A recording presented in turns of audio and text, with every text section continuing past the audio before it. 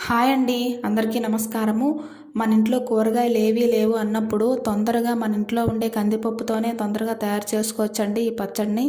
ఒక 2 నిమిషాల్లోనే కంప్లీట్ అయిపోతుందండి. ఇది చాలామందికి తెలిసే ఉంటుంది. కానీ ఒక్కొక్కరు ఒక్కో విధంగా చేస్తారు కదండీ! అది మేము ఎలా చేస్తామో ఒకసారి చూడండి. ముందుగా పచ్చడికి సరిపడా కొంచెం కందిపప్పు, ఎండుమిర్చి, కరివేపాకు, జీలకర్ర తీసుకోవాలండి కొద్ది కొద్దిగా.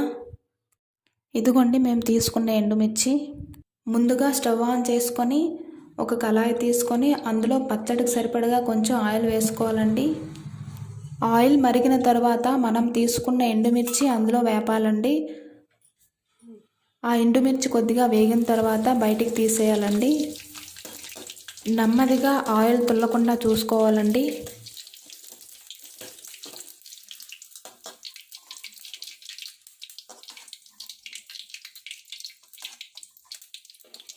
ఎండుమిర్చి తీసిన తర్వాత జీలకర్ర వేసి వేపుకోవాలండి బాగా.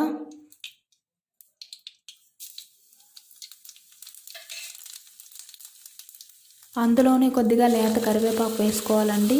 రెండింటిని బాగా వేపాలండి. తరువాత మనం పచ్చడికి తీసిన కందిపప్పును అందులో వేయాలండి. ఆయిల్లో బాగా వేపాలండి కందిపప్పుని.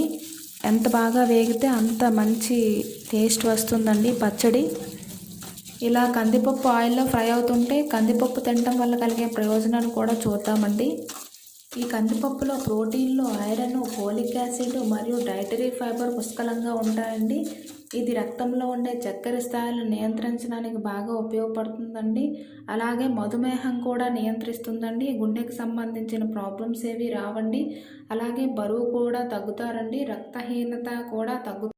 కందిపప్పు ఆయిల్లో బాగా ఫ్రై అయిన తర్వాత అందులో మనం ఎండుమిర్చి తీసుకున్నాం కదండి, వేపిన ఎండుమిర్చిని అందులో వేసుకోవాలండి. ఆయిల్లో వేపుకున్న కందిపప్పు మిశ్రమాన్ని కొంచెం మిక్సీ జార్లోకి తీసుకొని అందులో వెల్లుల్లిపాయలు కూడా వేసుకోవాలండి, వెల్లుల్లి రెబ్బలను. అప్పుడు దానిలో కొద్దిగా సరిపడగా వాటర్ వేసుకొని పచ్చడికి సరిపోయినంతగా వేసుకోవాలండి వాటరు. పచ్చడికి తగినంతగా ఉప్పు వేసుకోవాలండి. మిక్సీలో కదండి కొద్దిగా మెత్తగా అయిపోతుంది కదండి, కొద్దిగా అప్పుడప్పుడు చూసుకుంటూ ఉండాలండి. అంతేనండి, గుమగుమలాడే పచ్చడి రెడీ అండి. ఎక్కువ వాటర్ వేయకూడదండి, పచ్చడికి సరిపడగా వేయాలండి. ఈ గుమగుమలాడే పచ్చడిని తింటే ఉందండి, దాని టేస్టే వేరండి. మీరు ఇదివరకు ఎప్పుడూ తయారు చేయలేదు అనుకుంటే ఒకసారి ట్రై చేసి చూడండి. ఆల్రెడీ తయారు చేశాము అనుకుంటే లేదులేండి. ఈ పచ్చడి అట్లలో కూడా చాలా బాగుంటుందండి. ఒకసారి ట్రై చేసి చూడండి. ఈ వీడియో నచ్చితే లైక్ చేయండి.